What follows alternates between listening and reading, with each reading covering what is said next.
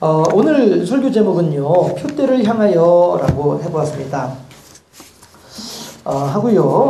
제가 이제 시리즈를 하는데, 오늘, 갑자기, 이거 시리즈를 이어서 나아가는 것보다는, 오늘만큼은 함께 이 내용을 나누는 것이 서로에게 좋겠다 하는 그런 생각이 들어서, 오늘은, 약간 다른 방향으로 함께, 말씀을 한번 보도록 합니다. 과학자들이 사용하는 용어 중에 엔트로피 법칙이라고 하는 법칙이 있답니다. 근데 그 엔트로피 법칙이라고 하는 것이 무엇이냐 하면은요, 어떤 상황을 그대로 내버려 두면, 그 안에서 여러 가지 이제 역동하는 그 에너지들이 여러 가지가 있을 것 아니겠어요? 이것을 조정하지 않고 그냥 내버려 두면 마지막에는 터져버린다 이거죠. 이것이 이제 엔트로피의 법칙이라고 합니다. 제가 그 내용을 정확하게 이해를 하고 여러분들에게 전달하는지는 제가 이렇게 자신은 없습니다만, 아무튼 제가 알고 있는 한에서는 엔트로피 법칙이라고 하는 것은 그냥 그대로 내어버려 두면 파국으로 치닫고 만다. 이것이 엔트로피 법칙이랍니다. 해서 그러면 그 엔트로피의 법칙이 적용되지 않도록 하기 위해서는 어떻게 돼요? 어떠한 외부의 에너지가 적절하게 개입을 할 수 있어야 되겠다라고 하는 것이죠. 해서 어떤 때는 그 에너지를 감소시키고, 어떤 때에는 그 에너지의 운동 방향을 바꾸어 주기도 하고 하는 이런 이제 적절한 외부 개입이 필요하다라고 하는 것입니다. 해서 그런 것처럼 모든 것들이 적절한 궤도에 대한 수정, 관리가 필요하다라고 하는 것입니다. 우리 성도의 삶에 그렇다고 한다면 제가 이해하고 있는 이 엔트로피의 법칙을 우리들의 삶에 적용을 해보자면 어떠할까 하는 것입니다. 우리가 지난 한 주간 동안에 고난주간 특별 새벽 예배를 진행을 했습니다. 그리고 여러분들이 수고를 많이 하셔서 여러분들의 어떤 그런 열심의 마음으로 아무튼 참 하나님께 일반 사람들이 표현하는 것을 빌릴 수밖에 없으려나요? 아무튼 성황리에 그렇게 표현을 하면은 하나님께 신뢰가 안 될는지 모르겠어요. 아무튼 다들 많은 분들이 함께 동참하시면서 큰 은혜를 받고 이렇게 하나님께 영광을 돌리고 이렇게 했습니다. 그런데 어떤 분들은 아주 적극적으로 그래? 그럼 그냥 가야지. 적극적으로 이렇게 오시는 분들이 계시고요. 또 어떤 경우에는 또 적극적으로 동참하지 않고자 하는 그런 경우들도 있다 하는 것입니다. 우리 교회에 누구를 빗대어서 이야기를 하는 것이 아니라 실제로 그 전에 제가 교육전도사로 있을 때에 이제 우리 교회가 이제 그렇게 떨어진 구역별로 이렇게 경쟁을 하고 하지 않아요? 그런 것처럼 거기서 이제 교구별로 경쟁을 하는데 교구원들끼리도 경쟁을 하면서 서로 간에 자기의 어떤 그런 실적으로 하기 위해서 이렇게 애쓰고 막 갈등하고 하는 그런 것들을 보게 됩니다. 신천지에서도 그런다라고 하잖아요. 제가 여러분들과 같이 보았던 동영상에 그런 내용이 있었는지 아니면 제가 중간에 이렇게 편집을 했는지 모르겠습니다만은 거기서도 그런 이야기들이 나와요. 워낙에 이 사람들도 전도하는데 열을 내는 사람들이다 보니까 이제 A 구역이 있고 B 구역이 있단 말씀이에요. 그런데 A라고 하는 사람하고 B라고 하는 사람이 서로 동일하게 C라고 하는 한 사람한테 접근을 했어요. 그래가지고 이 C라고 하는 사람이 예배당에 오긴 왔어요. 오긴 왔는데 실적을 할 때에 A의 실적으로 해야 되냐 B의 실적으로 해야 되느냐 이거 가지고 서로 싸우는 거예요. 그러니까 신천지에서도 어떻게 하느냐 하면은 그럴 땐 0.5 해가지고 이제 0.5씩 서로 나누도록 이렇게 한다는 거예요. 이만큼 이제 전도에 열을 내고 과열을 하게 이제 한다라고 하는 것이죠. 그런데 그것이 꼭 비단 신천지만 그런 건 아니고요. 제가 말씀드렸던 그 교회에서도 교구별로 이렇게 할 때에도 그런 과열된 모습들을 이제 보이기도 하고 말이죠. 그걸 말씀드리는 거예요. 해서 어떤 사람들은 그렇게 적극적으로 동참하려고 하는 사람이 있는가 하면 또 어떤 사람들은 적극적으로 또 아예 그냥 딱 닫아버리려고 하는 그런 사람도 있더라 하는 것입니다. 이 두 부류의 사이에서 적절하게 조정과 균형을 맞추려고 하는 사람들이 어떤 사람들이 있냐 하면, 예, 우리 교회로 말하면은 구역장과 권찰들이란 말이죠. 이 사람들이 어떤 그런 이제 조정의 역할을 해서 좀 뒤로 빠지려고 하는 사람이 있으면은 가서 좀 땡겨가지고 같이 적극적으로 동참할 수 있도록 하고, 또 너무 과열하려고 하는 사람이 있으면은 그 사람이 이제 좀 이렇게 다독거려주고 말이죠.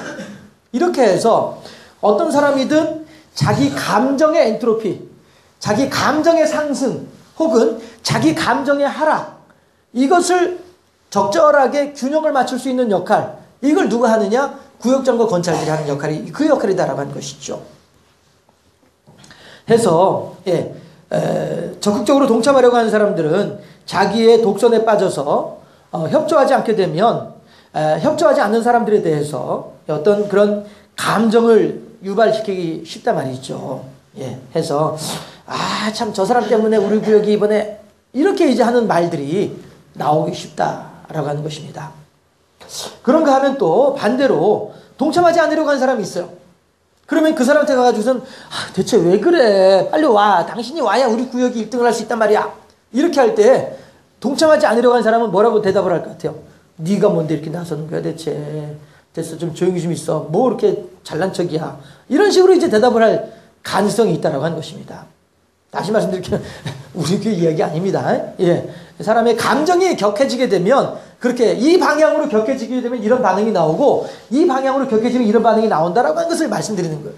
엔트로피 법칙에 따라서 말씀드리는 거란 말씀이에요. 예. 하지만은 이럴 때에 제가 말씀드렸죠. 중간에 어떠한 외부의 에너지가 개입을 해가지고 예, 그 힘을 빼기도 하고 방향을 수정하기도 하는 역할 누가 한다고요? 예, 이것이 이제 우리 교회에서는 그런 역할들에 공인된 사람들이 구역장 권찰이란 말씀이에요. 그래서 건강한 구역이라고 한다면, 건강한 사람들의 모임이라고 한다면, 네, 그래, 내가 말을 하는 것보다는, 내가 나서서 말을 하는 것보다는 구역장이, 권찰이 가서 이렇게 좀 얘기를 해주는 게 훨씬 더 부드럽겠네. 이런 말들이 서로 나오는 것이, 이것이 건강한 구역이요, 건강한 모임이겠다라고 하는 것이죠. 나만을 생각할 때에 엔트로피 법칙에 의하면 그 감정이 파국으로 치달을 수밖에 없다라고 하는 것입니다. 하지만 적절한 화해와 타협을 통해서 우리의 에너지가 추구하는 방향을 수정하고 변경할 수 있을 때에, 그럴 때 우리들은 보다 건강한 교회의, 우리 집단의 내일을 우리가 기대할 수 있지 않겠느냐, 희망할 수 있지 않겠느냐 하는 것입니다. 제가 어렸을 때에 무척 존경하던 그런 교수님이 한 분 계시죠. 물론 제가 그분한테 직접 가서 그분 강의를 들어본 것도 아니고요. 예, 그분 또한 저를 모르죠. 다만 이제 저는 그분의 책을 읽고, 그분이 이제 텔레비전 나와서 이제 인터뷰하신, 대담하신 걸 이제 듣고 이렇게 하면서 제가 존경의 마음을 품었던 그런 분이 한 분 계시죠. 그런데 이 어른이 상당히 이제 연세가 되셨죠. 예. 그런데 얼마 전에, 한 2년 전인가 텔레비전 나와서 하시는 걸 보면서 너무 제가 실망을 하게 되는 거예요. 예. 너무 아니다 싶은 생각이 들면서 그 존경하던 스승으로서의 어떤 그런 모습들은 다 사라져버리고 그저 고집스럽고 아주 그 완고하고 또 심지어는 폭력적이기도 하고 말이죠. 그리고 아주 거만하고 이런 모습을 보면서 너무너무 제가 마음이 아프고 그 존경하던 마음을 상실하고 난 뒤에 너무나도 슬퍼하고 가슴이 아팠던 그런 경험이 한 2년 전에 있었어요. 그런데 이 엔트로피 법칙에 이걸 이제 보면서 제가 이제 설교 준비를 하다 보니까 또다시 그분 생각이 떠오르는 거예요.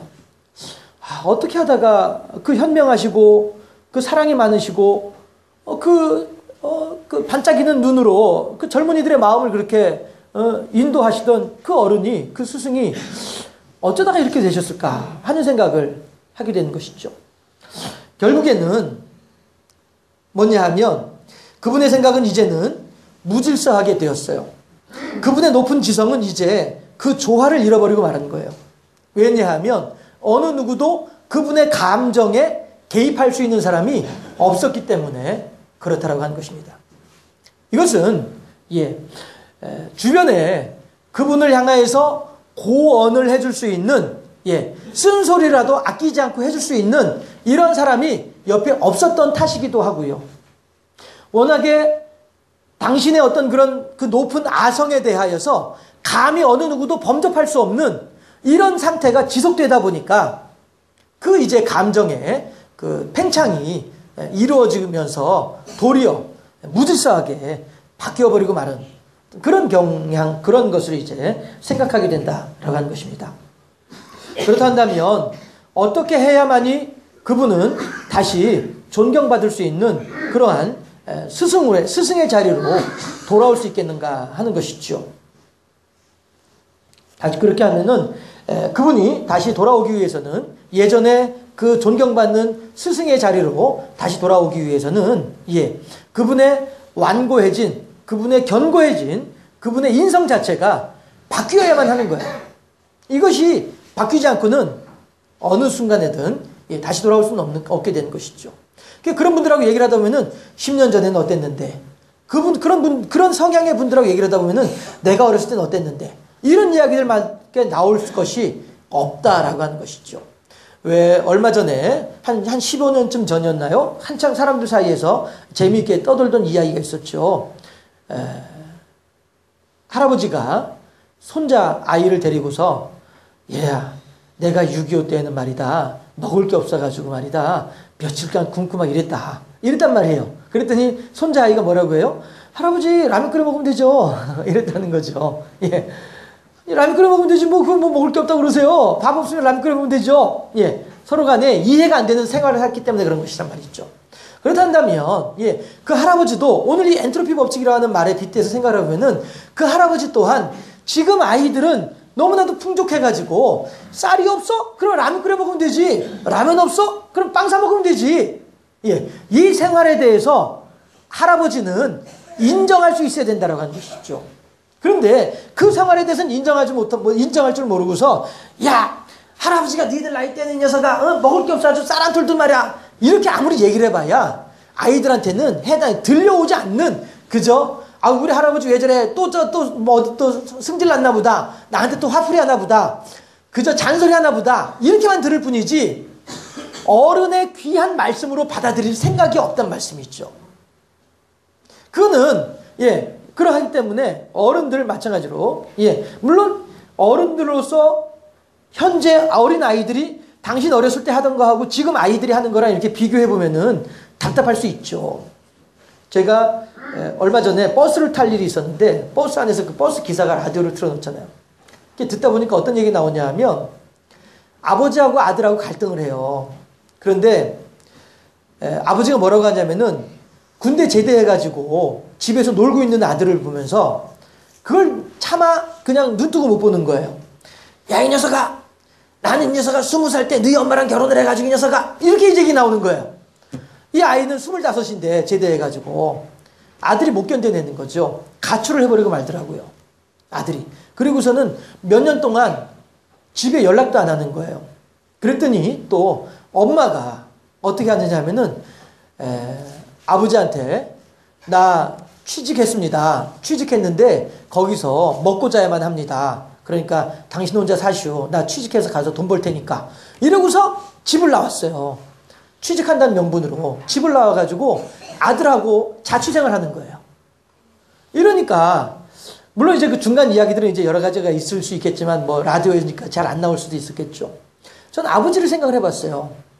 어떻게 이 아버지는 아들도 당신을 떠나가고 심지어는 자기 부인마저도 자기를 떠나갈 수밖에 없는 이런 상황을 만들었을까 생각을 해보는 거예요. 이 아버지는 20살에 결혼을 해가지고 혼자서 힘들게 해가지고 지금까지 자수성가해온 사람인데 이건 분명하죠. 분명하지만 그러나 자기가 20살 때하고 이 아들의 25살 때하고를 같이 비교하면 안 되는 거죠. 물론 아버지 입장에서는 5년간 열심히 기다려 주었어요. 자기 20살 때 비교해가지고 아들 25살 될 때까지 기다려주긴 했어요. 하지만 그거 가지고 안 된다는 것이죠. 요즘에 젊은 아이들이 얼마나 힘들고 자기 하루하루 살아가는 것이 얼마나 어려운 일인지에 대해서 이해를 해줘야 되는데 이런 것이 없이 아빠가 야 녀석아 네 나이 때는 이런 식으로 하면은 아들은 힘들고 안 그래도 힘든데 더 힘들 수밖에 없다고 하는 것이죠. 그 엄마마저도 아버지 곁을 떠나가지고 집 나간 아들을 찾아간 걸 보면서 야 얼마나 완고했으면 얼마나 경직됐으면 얼마나 옆에서 견디기 힘들었으면 이런 생각을 해보게 되었던 것입니다. 나만 옳고 모두가 틀렸다고 한 생각, 그러하기 때문에 여러분들은 다 내 말을 들어야만 한다라고 하는 생각, 이러한 독선이 되어져 버린 그 생각을 바꿀 때에야 비로소 그 아버지는 잃어버린 아내와 잃어버린 아들을 찾을 수 있을 거예요. 그렇게 그래 당신 말도 일리가 있군요 라고 하는 마음으로 생각이 바뀌어질 때에 제가 말씀드리는 그 교수님은 다시 한 번 더 많은 젊은이들로부터 존경과 지지를 받는 이 시대의 스승의 자리로 돌아올 수 있을 것이다 하는 것입니다. 어저께 우리가 이제 전도하러 이렇게 다녔었죠. 그렇게 하면서 만났던 분이 똑같은 내용으로 하신 말씀이 있었어요. 그분이 뭐라고 하냐면 이쪽 동네를 이제 두고서 하시는 말씀이에요. 지금 이 지역이 얼마나 더 바뀌게 될지 알 수가 없는데 이 지역이 앞으로 얼마나 더 변화될런지 알 수 없는데 그에 맞추어서 교회가 변하지 않는다면 교회가 변하지 않고 그대로 있다가는 아무것도 아니게 됩니다. 이렇게 표현을 했었어요. 우리들이 깊이 생각해 봐야 될 그런 부분이 아니겠는가 하는 생각을 했었습니다. 오늘 본문에서 바울은 표대를 향하여서 우리가 읽지는 않았습니다만 그 뒤에 나오는 내용이 이 내용이잖아요. 표대를 향하여서 달려가고 있다라고 하는 것이죠. 그렇지만 자기의 속에 있는 에너지로 달리는 것은 아니다라고 하는 거예요. 우리들이 내게 있는 힘을 가지고 무슨 일을 하려고 할 때에는 다시 말씀드리지만 감정의 엔트로피 법칙에 의해서 내가 무엇인가 내 힘으로 무엇인가 하려고 할 때에는 반드시 그 끝은 파국으로 마무리될 수밖에 없다고 하는 것입니다.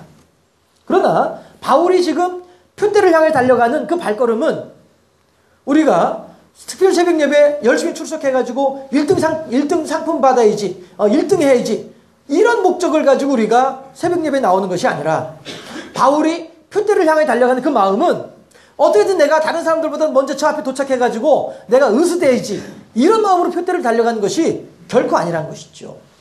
끊임없이 예수님의 십자가를 향해 달려가고 있는 것이 바울이다라고 하는 것입니다. 저 새벽 예배 때 저도 그런 말씀을 자주 드렸었잖아요. 우리들이 지금 이 자리에 나온 것은 구역장이 전화해서 목사가 나오라고 해서 그것이 아니라 고난주간을 맞아서 하나님을 향해 열심의 마음을 가지고 있는 여러분들의 열심이 여러분들을 이 자리로 나오도록 만들지 않았겠는가, 그런 말씀들을 여러 차례 드렸었죠. 마치 어린 양이 목자의 인도함을 따라가는 것과 같이 그렇게 바울은 지금 하나님의 성령의 인도하심을 따라서 표대를 향해 달려나가고 있다고 하는 것입니다.